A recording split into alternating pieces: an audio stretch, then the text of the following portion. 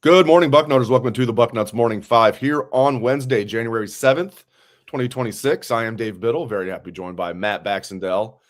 It gets crazier by the day, which is saying something. The Buckeyes have now lost 18 scholarship players to the portal. I guess some guys could come back. That's happened before. 2 years ago, Bryson Rogers, who's one of the 18 this year, he came back. Sam Williams, Dixon, now Sam Dixon, who's one of the guys in the portal now, entered last year and came back. So they could come back. I'm hoping Aaron Scott comes back, but I doubt he will. Let's start with Quincy Porter. That was one a lot of people were upset about last night, and I see why. What I was told, Bax, was, listen, they obviously love Quincy Porter, but there's only so much money to go around, and Quincy was probably going to be the number 3, number 4 receiver, depending on how you look at it. JJ's coming back, which he announced. Brandon Ennis, whatever people think about him, he's going to be a starter. He's a captain as a junior. He'll be a starter. And then Chris Henry Jr. is getting paid. So if you want to beef up the trenches, is what I was told by a good source, you can't have it both ways. You can't be paying five-star wide receivers if you want to beef up the trenches. So anyway, a lot to unpack there. Welcome in, and good to see you as always. Your thoughts on Quincy Porter and all of this madness that we're seeing? Yeah, and I think Quincy Porter, from his perspective, look, it's hard for all of us as Buckeye people. We look at it and we're like, why would he leave? He was only here 1 year. He's going to get a chance to play. He's going to make good money. Ohio State sends people to the NFL, and all those are real things. But if this is your child and your child's like, I can make $200K or I can make $1 million, it's hard to tell your child not to make that extra $800,000. That's a lot of money in real life. And I'm just throwing numbers out there speculatively. I'm not saying those are real. But, that's hard to turn down. Second thing, if you're Quincy Porter and you're looking at it and you're like, well, they paid Jeremiah. They paid Henry even more than they probably wanted to keep him. And Ennis is going to be on the field. So I'm realistically 4th in their pecking order here. How much am I going to do 4th in the pecking order my second year on campus when going to school X is going to make me their number 1 guy and pay me $1 million? That's hard to turn down, even if, you think he's going to be here and do well if he's here. And it's really hard to turn down if one of the big reasons that you came was because of Heartline. So those are all factors that play into this. And Porter was the first one in the portal from OSU that I went, dang it, right? I was disappointed in Aaron Scott, too, because I think he might start, and I'm not completely giving up on him leaving. But Porter was the first one where I was like, that's going to hurt. And I think it's another example of, especially in some of these premier positions, you're not going to be able to stack guys forever like you could before. It's just different how you have to build the rosters at this point. Yeah, and it's crazy. Yeah, I mean, I get it. But if you're Aaron Scott, I mean, I get it to an extent. As we've said, probably the moment that Devin Sanchez jumped him on the depth chart, he was thinking, okay, I might be out after this year. And I'm sure these guys are getting good offers. We know Bryce West is going to Wisconsin. James Peoples going to Penn State. There's talk now that Quincy Porter could be going to Michigan. That would be a problem. I mean, maybe it'd be a problem for him. Now, I think Bryce Underwood's gonna, he's gonna obviously improve, but he's not very accurate with the football. He's gonna go from a real accurate quarterback in Julian Sand to one of the least accurate quarterbacks in the country. If Quincy Porter goes to Michigan, there will be a lot of vitriol thrown at him. There's certain things that in this business age that we live in of college football, jumping to a direct rival that you're going to play every year seems like a real problem to me. And Peoples going to Penn State doesn't bother me because you don't play Penn State for 3 years. So we're not going to play against them. Shrug. All the luck in the world to him. But anybody who leaves Ohio State to go to Michigan or leaves Michigan to go to Ohio State is sort of dead to the school they started at, I think, at that point. Whereas if Porter goes to almost any other school, we're going to shrug and go, all right, that sucks. I'm disappointed he's not here. Good luck. So don't go to Michigan, young man, if you're listening. That's all I got to say.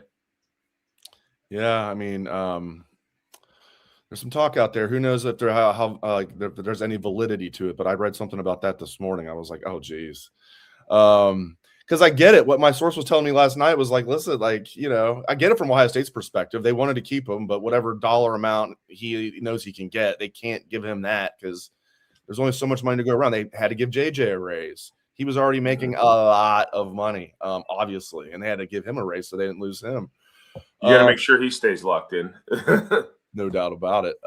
So, yeah, I mean, it's and my wife was asking me, she's like, you don't seem like as upset with the, lost to Indiana, lost to Miami and all this stuff that's going on, I'm like, you know what? I'm sure I would be more ticked off if like they didn't win the national championship last year and if they didn't just stomp Michigan. That's helped me like keep my mostly still basking going. Dave, I put this in the bucket this past week, but we as Ohio State fans, what are our expectations every year, right? It can't. Yes, we think we should always win every game and never lose, sure. But what a realistic, successful outcome to a season? If we can't call an undefeated regular season where you beat the number one preseason team in the first game and finish the regular season with a win over Michigan, and then lose 2 tight games down the stretch while making the playoffs to what might be the national championship game participants, that's one where it's like, guys, if that's not good enough as a baseline, then we're never going to be happy as fans. So I'm also not that upset about how the way this ended. Miami deserves credit for the way they played in the game too. And we beat Michigan. And you know what? National titles can cover when you don't beat Michigan, but you better beat Michigan. Undefeated regular season where you beat Michigan is never a failure at Ohio State. All the postseason success, you hope for it. You don't expect it. You expect to beat Michigan, period. So 18 men out and counting. I'm sure there's going to be a couple. Well, I shouldn't say I'm sure. I haven't heard anything, but I have my little list that I've been compiling. I have to go to page 2. It's all filled up. I've got the 18 spots in my little reporter notebook here. All right, let's get to some of these. There's 2. We're going to circle back to Ohio State. We're going to talk John Walker, and we're going to talk about guys backs, and I really want to see the Buckeyes get from the portal. We're going to close the show with that. I do want to take a little bit of a detour here and talk about 2 cases in college football right now that are insane, even for college football standards. Let's start in the Big Ten at Washington.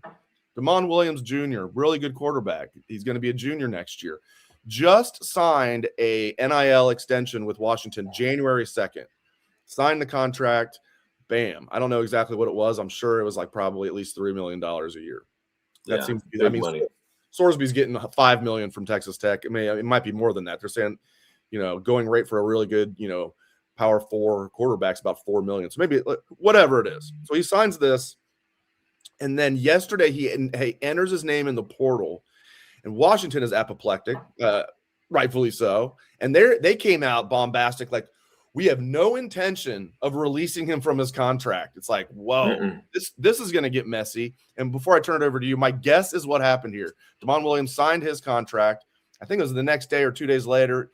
Trinidad Chambliss announced, if I get my waiver, I'm not going anywhere. I'm staying at Ole Miss. If he doesn't get his waiver, he's going to go to the NFL.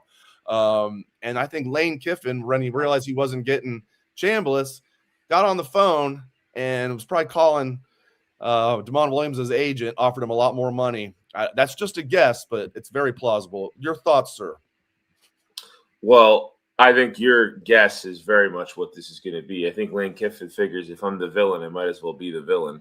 And all this happened, by the way, when Arizona State quarterback transfer Sam Leavitt was at the LSU basketball game. Right. So it adds another level to the sheer cutthroatness that there is to this. But so Washington didn't know he was doing this till he put it on Instagram. Like, he didn't even tell the coaches or the players or anybody on the team. And then he put on Instagram, I'm going into the portal. And here's the reality in life. If you sign a $3 million contract with somebody, you can't just ditch the contract. It's probably pretty ironclad at that point, even if somebody else wants to give you a $6 million contract. You have to finish the term of your contract before you can go work somewhere else. That's why it's called a contract. These are not at-will employees, which are the type of people you can fire at a whim. It's not how these contracts work. I will say this, as much as I make fun of Texas A&M, they were the smartest ones up front. Remember a couple of years ago when was it Chase Besantis wanted to transfer and he couldn't because all of his NIL money had to be repaid in full if he left Texas A&M as per his NIL agreement? Well, these schools are getting smarter. They're going to start transfer proofing some of these contracts. And it sure as hell sounds like Washington has that built in. So when you sign a contract and 3 days later you think you have another one you can oversign, in the business and legal world that these kids are woefully unaware of, and most of these agents are just kind of shysters trying to make sure they can get a cut on them as they switch schools, this is going to get ugly. You're talking lawsuits. You're talking injunctions. that Damon Williams will surely sign something with LSU here coming up, is my best guess, make a big deal of it.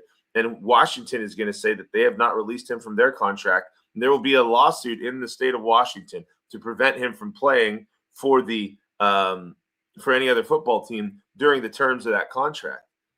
So this is going to get ugly. And I think Washington's essentially going to say, hey, you can play here for a year and then go to LSU if you want, or you're not going to play this year at all. That's what they're going to end up trying to do. I don't know if he just says forget it and they're hard ass about it, which sounds like they're going to be, and they're not going to release him from the contract. I think the way it works now, I'll use the Xavier Lucas kid as Exhibit A. He was a young man that was at Wisconsin. They did not release him from his NIL contract. He was not in the portal. He just enrolled at Miami, and he was eligible this year. Nothing happened. Now, Wisconsin is trying to sue Miami for tampering, but good luck proving that unless somebody was really stupid. Good luck proving that. So using that as the blueprint, if Damon Williams just wants to go to LSU, I bet you he'll just go there, enroll, and play and be like, what are you going to do about it? You didn't do anything about it with Xavier Lucas. I think Xavier Lucas is different, though. They're talking tampering. This is breach of contract. There's a difference. It's true.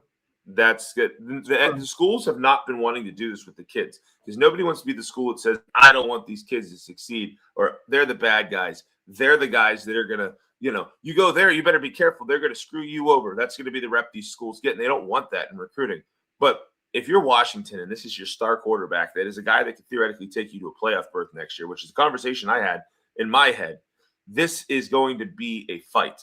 And the Big Ten is purportedly about to throw its weight behind them because not only are you leaving Washington to go to another school, you're leaving a Big Ten school to go to an SEC school. And it's a premier player in next year's conferences. So I genuinely think that this is going to be probably sort of a demarking case, even more so than the one with Georgia, even more so than the one with Wisconsin and Miami.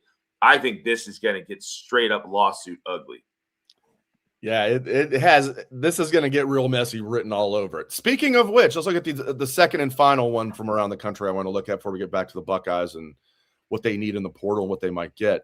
All right, Damon Wilson the second. Let me give everybody the backstory on this. All right, he big-time recruit. Buckeyes were after him as well. Everybody was. Edge rusher. Was at Georgia for 2 years, 23 and 24. Much like Damon Williams, he had signed a NIL extension with his school at Georgia, and was going to pay him $390,000. And he ended up he only collected, I think, 1 month. I think he collected like $30,000 of that. And then he decided, I'm going to transfer to Missouri. He didn't collect any of the other. Georgia's kind of overreaching here, even though he signed the contract. They're trying to sue him for like $500,000. It's like, okay, good luck with that. But then he countersued Georgia for suing him, saying it hurt his marketability and his ability to transfer, even though he was eligible right away at Missouri. So that's a mess, right? So he transfers, to a school in the same conference. Georgia's suing him. He's suing them. He had a good season at Missouri, and now he's going back in the portal. I mean, it's wild, man. It's wild. That's a good example of schools trying to be a little hard ass without going full nuts on them. They're essentially saying, we want you to pay us for the full year that you were not going to be here per the terms of your contract, but they're not trying to interdict him from playing elsewhere. I'm going to be very honest. $5 says he ends up back at Georgia and both sides drop their lawsuit. That's what I was thinking too, but I think I was told some bridges were burned. Now bridges can get rebuilt. We've seen it a lot. Yes. We've seen it a lot in sports, but it sounds like bridges were burned between him and Kirby. If LeBron can go back to Cleveland, he can go back to Georgia. And both sides are incentivized. If he essentially says, I'll honor that contract next year and play one more year at Georgia, come back and go, some stuff happened, I'm sorry, and so are they, and we're all good. It's done. And I'll add this too. The Damon Williams situation is infinitely worse than either of these because we're talking a D lineman or a corner. Right? As important as those players are to anybody who knows football, they don't have the same public attention and hype that comes with a quarterback, much less a Heisman candidate quarterback that you just signed to a contract. All these are going to be minimal compared to Damon Williams because it's going to not just be Washington versus LSU. It's going to be Big Ten versus SEC. It's going to be like legal districts. Like they're going to sue in the state courts of Washington, and they're going to try to Williams lawyers are going to try to move the case to the state of Louisiana because both sides are going to think the locals are going to rule on behalf of their schools. That's what this is turning into. And honestly, Dave, the fact that you and I are even talking about this it makes me like transfers are supposed to be there for kids to have opportunities, right? They're supposed to be for the kid who's fifth on the depth chart somewhere who needs to go somewhere else to play. It's supposed to be, I give Justin Zwick as the example all the time. Justin Zwick had the bad luck of being in the same recruiting class as Troy Smith. Justin Zwick would have started for most of the Big Ten back in the day. There's a kid who got blocked and with the transfer rules was never going to get a chance to play college ball. That's an argument for that kind of kid. What it's turned into is not kids that don't have opportunities.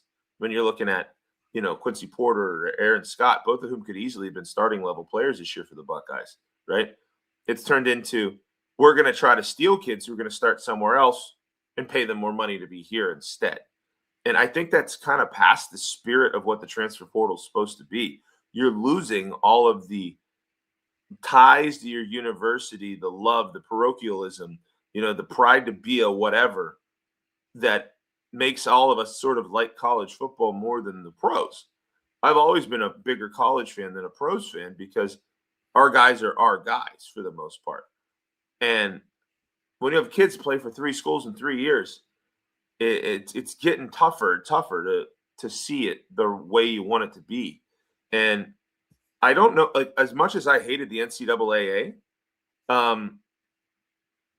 there's a certain point where I don't want this to be the NFL. I don't want this to be the free-for-all professional league. This is still something about playing for your school and, creating that emotional connection with people who might go to class with you. You're essentially just creating a second-tier professional ball. And you got guys that now are not maybe quite good enough for the NFL that are suing for extra years in college because they know they can make a couple extra mil being a college player. That also undermines 100 years of what this sport was supposed to be. So there needs to be some change to this system that makes transferring more difficult or makes it less easy for kids to give up and go somewhere else for more money. You have to have a balance between kids should get paid. We all agreed on that. You and I were two of the people screaming about it for years. Kids should get paid. But there also should be some way here to maintain the structures of teams, help kids fight through adversity, not have them just be essentially hired guns in a Wild West free-for-all with no such thing as a contract, right? I don't know if we bring back, like when kids sign NIL, they should have to sign for 2 years or 3 years before they can be allowed to go in the portal without a year to sit out. And then once you get to be after 2 years of eligibility or less left, you have a free transfer. I don't know. But there needs to be something we need to do to change this system because it sucks for everybody, right? It doesn't just suck for Ohio State. Our sucking is minimal. We're like, oh, no. We lost some guys that might start that were 5-star recruits that we really wish we had in 2 years. Washington is losing what would be one of the best players in the history of the school that they signed out of high school, developed, turned into a good player, and in the next year or two might be the kind of guy who makes a Heisman run. That seems wrong to me. You know what I mean? This isn't why we did this. And it's not like he wasn't getting paid at Washington. He's making a couple $1 million. So there needs to be something to change this system. And I don't know what it is. And it probably has to be congressionally done because you can't collectively bargain with players that change a quarter of their kids every year. But there has to be something better than what we're doing right now. Because frankly, I like the old NCAA communist system where they were mad at you for, putting cream cheese on a bagel more than I like this Wild West transfer system. And I never thought I'd say that. So something has to rein this in somehow, some way to balance the old system with the new system because both are a mess. NFL rosters are extremely stable compared to college football rosters. Think about it. If you draft a player, you draft him in the first round, you have him for 5 years if you want on his rookie contract. And everybody else, even a 7th round pick, let's say they make it, you have him for 4 years. You're signing guys to long-term contracts. It's like your favorite NFL team is a hell of a lot more stable than as far as your roster. My NFL team is not as stable as Ohio State. I'll tell you that much being a Bengals fan, but like. Sure it is. You're keeping coaches longer than you should. Yeah, that's the bad kind kind of stability. That's not what I'm talking about. But like when you're talking about like turnover, I mean, it's crazy. I mean, college football just laps the NFL. All right, let's get to it. All right, Buckeyes got their first big one, literally and figuratively. John Walker, old friend John Walker, looked like he was going to be a Buckeye a few years ago, went to hometown UCF. Now he's transferred to Ohio State. He'll have 2 years of eligibility remaining. Coming off a solid year, nothing crazy, but he's good against the run. 6'4", 324. Hopefully the Buckeyes can pull a rabbit out of their hat and get Caden McDonald to stick around for one more year. And by a rabbit out of their hat, I mean pay him a lot of money to get him to stick around. I know they're trying to do that, but yeah, it's going to be tough getting K-Mac to stay. But John Walker's a good get right there. Your thoughts on that before we move on to guys we want to see them get? Well, correct me if I'm wrong. Walker's almost exactly what I just described as a transfer portal perfect scenario. 3 years at the school you signed with, and then you've got 2 years eligibility left, and then you can make that transfer without a challenge. To me, okay, fine. And by the way, that's a classic example of a guy who went to the school that he wanted, like that was like the one that wanted at the end of his recruiting, did perfectly fine there and said, I really might have wanted to go to that other one and see how much the difference would have been. That's okay. I don't mind that. You get one mulligan transfer, where you don't have to wait out. That's great. And I think Walker will certainly help the Bucks. He wasn't the total flat-out monster at UCF that some people expected him to be so far, but that guy has talent. He's huge. And I have zero belief K-Mac's going to stay. If he does, it's a bit of a miracle. He's a first-round level pick. That's the problem is that even if you can get him to stay, he's a first-round level player who's won a national title at Ohio State. Those are the guys you want to send to the league so you can point to people, look why you should come to Ohio State. You know what I mean? So I don't know if K-Mac will be back or not, but Walker's certainly a good addition. And at worst, he's a really good depth piece that we're going to have. And with 2 years of eligibility left, even if he isn't a starter behind K-Mac, he'll probably be a starter the year after. And that's the kind of player you want to bring into burners for the future and the present. So I like it a lot. We need a few more like him, though. Yeah, let's get to that. Like my wish list pretty much starts with Chaz Coleman, or you could talk me into Coy Parrish being at the top of my list. I want Rasheem Biles. They're 1A and 1B. Yeah, they really are. They really are. Coleman and Parrish. And then Rasheem Biles from Pitt, the linebacker. I really want him. Chaz Coleman, of course, is the edge rusher from Penn State, Ohio native. Coy Parrish from Minnesota was a first-team All-American as a true freshman in 2024. This guy is a player. There's other guys too, Kayan Lee, and a few others. Who's at the top of your wish list? I think you already gave it away. And what are your thoughts on the Buckeyes' chances of landing some of those guys? Yeah, if I had to pick one, it's Parrish. All the stuff I just said about not liking the system, Parrish is an example of one of the guys that Ohio State probably benefits from because he shouldn't be allowed to leave us. He's at his hometown school making a ton of money and being an All-American, right? And it's only 2 years he was there. But if you're in the system we're in, Ohio State should be dying to get that guy. And his runner-up was Ohio State. And he stayed home for 2 years. And I think he realized that he was a little better of a player than maybe what Minnesota's school and program is. They're an 8-4 team, and we're a 12-0 team, and he's a 12-0 kind of player. So he is a perfect replacement for Caleb Downs. Everything all about him is like a plug-and-play at that elite safety position. So Parrish is number one for me. Number two is Coleman. Coleman's a guy that, I think we all kind of looked at it after he came out of recruiting and was like, yeah, we probably shouldn't have let him go. And the good news is the one thing Ohio State really benefits from a lot of these guys, same for Rasheem Biles, Dave, is when there's an Ohio kid that gets away and goes somewhere else and succeeds, we said for years, man, I hate that Ohio has all these kids that maybe aren't as developed yet. And then they go to Michigan State, and Mark D'Antonio wins Big Ten titles with nothing but Ohio kids, right? Well, we just got Phillip Daniels back from Minnesota, one of those ones that went away, and you're like, ooh, he looks really good. Let's get him back, right? Chaz Coleman, another one. Ooh, we really need to get him back. Rasheem Biles, man, this is an Ohio kid. Look how good he was at Pitt. Yeah, let's get him back, right? We can reel in some of these guys from the rich recruiting state that we live in, even if they've played a few years else. But essentially what it's done is turn Minnesota and Pitt into minor league schools for Ohio State. Maybe another 2 years in a row, if we get Coy Parrish, we take a starter-level player from Minnesota that was originally an Ohio guy. So those are big pickups, though, for Ohio State. We need those players if we want to go on the same level of run. Yeah, to me, I think Parrish 1, Coleman 2. Those are probably my two in that order. All right, man. I know you have a meeting you have to get to. I'll get you out of here. Thank you, Bax. Everybody catch Bax's column every Sunday. It's the bucket. It's must read. I'm going to stick on for just a couple more minutes, but I know Bax has to get to a work meeting. So thank you, sir. I appreciate it as always. Dave, I'd always love to sit here, talk portal with you over discussing how we're going to install a shared use path, but got to pay them bills. So you know what? Everybody chin up. It was a good season for the Bucks and the portal craziness. Look, we're going to end up coming out of this better than we're losing. I think everybody's all worried about the portal right now. It's early in the portal process, and Ohio State is going to land some major impact players that are bigger impacts this year than some of the guys we lost would have been. Right? That you can worry about things 2-3 years down the line, how that maybe impacts losing some 5-star level recruits out of high school. But at the end of the day, you're Ohio State. You're going to be able to win this game more often than not. So relax, take a deep breath, and as always, go Bucks. Thanks, Bax. Appreciate it, man. He is Mr. Matt Baxendell. Great stuff there. And again, you can catch his column on Bucknuts every Sunday. The bucket. All right, a couple more things before I get out of here. I know a lot of people have asked about this. Jason's not the only one, but Jason from Facebook. What is our wide receiver depth chart going to look like? Losing Porter hurts. Yeah, I mean, a couple guys to keep in mind. You guys know like the top three, who they were going to be. And that's JJ, Chris Henry Jr., Brandon Ennis. I have no doubt those are going to be your three starters. And then a guy that they really like, that doesn't get a lot of pub, I mean, rightfully so, he's barely played, is Phillip Bell, who was a true freshman this past year. They like Phillip Bell. BP Miller is another one that they like, that's maybe flying under the radar, that's very talented. Maybe he was a little underrated because he was a quarterback in high school. Very talented.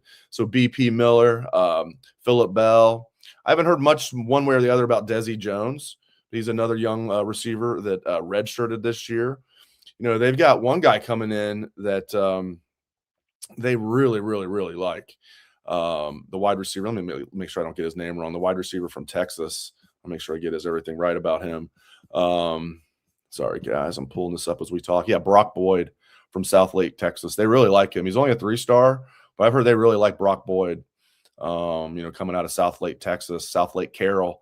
Those powerhouse Texas programs, man. I like it. You guys know I love those Texas guys. So look for Brock Boyd. I don't think Brock Boyd's going to make a huge impact as a true freshman, but they really like him. So he's going to be a guy to keep in mind. They have other guys in the class too. Jaden Ricketts from Pataskala is a wide receiver in the class, is going to be a true freshman. Chris Henry Jr. obviously is, the marquee one. Guilford from Fort Wayne, he's a 4-star, big receiver. So they've got guys. They got 4 true freshmen coming in. I really only think Chris Henry Jr. is going to play a big role, but look for some of these other guys like Brock Boyd to at least be in the mix if they need it. If history holds, they won't really need much more than 4 receivers, as we've seen. Now, maybe things will be different now that Brian Hartline's not there and the new wide receivers coach is there. But typically, if you're not in the top 4, you're not going to be playing much. Even if you're the 4th, you're not going to be playing that much. But injuries can happen. But I think overall Ohio State's in a good spot there. I mean, Quincy Porter definitely was going to play a lot next year, but he wasn't going to be the number 1 and maybe not the number 2, depending on if Chris Henry Jr. Was able to pass him as a freshman. They're only a year apart. And even though Quincy Porter was ranked very high, 5-star, Chris Henry Jr. is ranked higher, ranked better than he was. Different classes, but you know what I mean. Chris Henry Jr. is ranked higher, number 1 wide receiver in the country, number 1 overall player in the country by some services. So there was a good chance he was going to be number 2, and Brandon Ennis is going to be a starter. So if you're Porter, you're sitting there thinking, man, I'm going to be like 2 at best, 4 at worst. JJ's clearly going to be getting a lot of balls. They throw the tight end now. We still don't know if Max Clare's coming back or not. Regardless, they got Mason Williams from Ohio University, was a good get in the portal. It's a guy we should keep in mind. I keep saying that the first big one was John Walker. I mean, not that Mason Williams was huge, but that was a good get. I've watched him play a lot at OU, and he's a good player. So regardless, they're going to have a tight end that's at least involved, whether it's Mason Williams or Max Clare or both.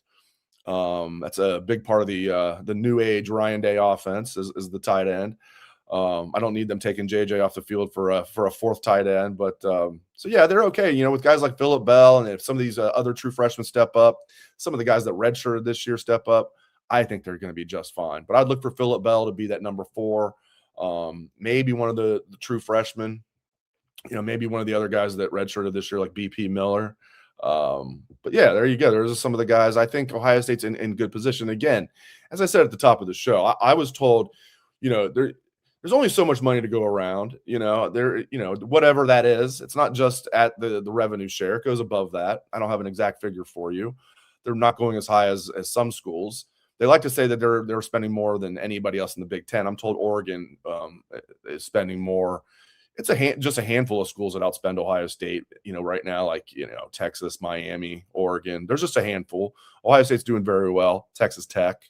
But it's gone from the Buckeyes being kind of the leader, even though it was misreported a little bit. Everybody acted like that $20 million, which is going to go down as the best bargain in college football history, that $20 million roster in 2024 that people made so much about, because Ross Bjork said that to a reporter, which I know Ross regrets saying that because that became a narrative. But there were teams spending more than Ohio State that year. Texas, I was told, to spend like $25 million that same year. That Texas team had Quinn Ewers, who was making a ton of money, that Ohio State beat in the Cotton Bowl in the semifinals. They were spending more than Ohio State. I was told there were some other schools spending more than Ohio State. But regardless, Ohio State went from like the gold standard to like what's going on in 1 year.